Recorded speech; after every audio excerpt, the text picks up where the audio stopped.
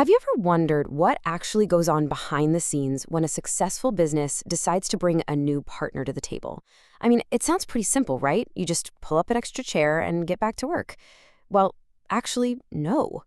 Bringing a new partner into a business without causing absolute financial chaos requires a brilliant, almost mathematical level of fairness. Today, we're exploring the exact chapter of the accounting playbook that makes this possible. We are going to completely break down the fairness framework of admitting a new partner. Okay, let's dive right in. Here's our agenda for today. We're going to cover the changing partnership, admitting a new partner, new ratios and sacrifices, adjusting for goodwill, revaluing the business, and finally, balancing the books. Section 1. The changing partnership. What actually happens when the agreement changes? I want you to picture this for a second. You're a business owner. You and your co-founder have been grinding away for years, right? And now you need to alter your deal. Maybe you want to change how you split profits, or maybe someone's getting ready to retire. What legally happens to your firm in that exact moment? Does the business just vanish into thin air? Well, the answer is no, the business definitely does not die. And that brings us to a fantastic term, reconstitution. Let me act as your translator here and demystify this jargon a bit. Reconstitution simply means the existing legal agreement ends and a brand new agreement comes into being with a changed relationship among the members. The absolutely crucial takeaway here, the firm itself continues its business. The daily operations, your customers, your brand, they all live on. The legal relationship just hits the refresh button. Section 2. Admitting a new partner. Why bring someone new into the fold? Now, what's really fascinating about this mutual exchange is the why. Why does a firm even do this? Usually it's because they need an injection of capital to expand, or they desperately need some fresh managerial help. But look, the new partner isn't just handing over a check out of the goodness of their heart. Under the Partnership Act of 1932, a newly admitted partner acquires two massive rights: the right to share the future assets of the firm and the right to share the future profits. It's a huge trade-off. And because of that massive trade-off, we need a bulletproof system. Think of this as a literal procedural checklist. If you're a business owner, you have to complete these adjustments to ensure you and your original partners don't get financially penalized by the new arrival. You've got to figure out the new profit ratios, value the company's goodwill, revalue your assets, and adjust your capital. If you skip these, honestly, someone is getting a raw deal. Section 3. New ratios and sacrifices. Slicing the pie differently. Think about it like this. If the pie is the exact same size, but suddenly there's a new mouth to feed, your existing slice has to shrink. A tragedy, I know. Nobody likes giving up dessert. So the really crucial point here is understanding the difference between the old profit-sharing ratio and the sacrificing ratio. The sacrificing ratio is a necessary metric for fairness. It literally represents the exact slice of profits the old partners are giving up to make room for the new guy. You need to know exactly how much of your slice you surrendered so you can be properly compensated for it later. Section 4. Adjusting for goodwill. Pricing past hard work. Let me ask you a question. If you spend 5 long, hard years building a highly successful, reputable business from scratch, would you let someone new just walk in today and take a share of your past hard work for free? No way. Absolutely not. That established reputation you built, that's called goodwill. When a new partner joins an established firm that earns above-average profits, they actually have to contribute an additional amount, a premium for goodwill.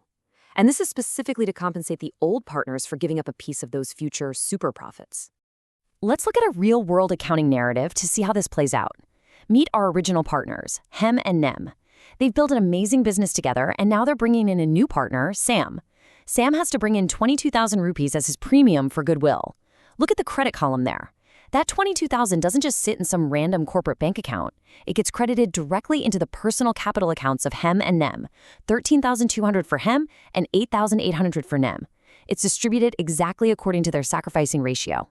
Basically, it's a direct, literal financial thank you for their past sweat equity. Section 5. Revaluing the business. What is it worth today?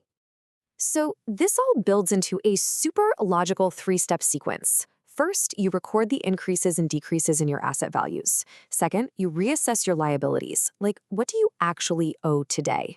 And finally, step 3, you calculate the net profit or loss from all these changes, and you transfer it exclusively to the old partners in their old ratio. Why does this matter so much? Let's take a specific example from the source material. Imagine your firm bought a building years ago, and today its value has appreciated by 10%. That 10% gain happened under the watch of the old partners, right? So it belongs entirely to them. If they didn't revalue the building before the new partner joined, the new partner would just unfairly get a free share of that past 10% growth. And this revaluation account brilliantly illustrates exactly how we tally the whole thing up. Look over on the right side, the gains. We've got appreciation in plant machinery and furniture. We even found unrecorded investments worth $1,000. I mean, who doesn't love finding hidden money in the couch cushions of their business? When we subtract the small losses on the left, like a 600 rupee provision for doubtful debts, we get a total of 5,000 on both sides. This nets out a tidy profit of 4,100 that transfers directly to our existing partners A and B before the new partner even steps through the front door. The slate is wiped perfectly clean at current market value. Section 6. Balancing the books. The final tally. Okay, let me walk you through the real story behind this table. We've got our original partners A and B, and our new partner C. First, look at C's column. C buys in, bringing $1 million in fresh new capital to the bank. Now look at A and B. They started with balances of $1,080,000 and $1,050,000, but thanks to our fairness checklist, their accounts swell up. Partner A gets $40,000 in goodwill and $18,000 from the revaluation profit. Partner B gets $20,000 and $9,000. So by the time the new firm officially starts its first day, A's capital is sitting at a hefty $238,000 and B's is at $179,000. Their past work is completely protected. Fairness achieved. So, bringing it all together, what's the big takeaway here?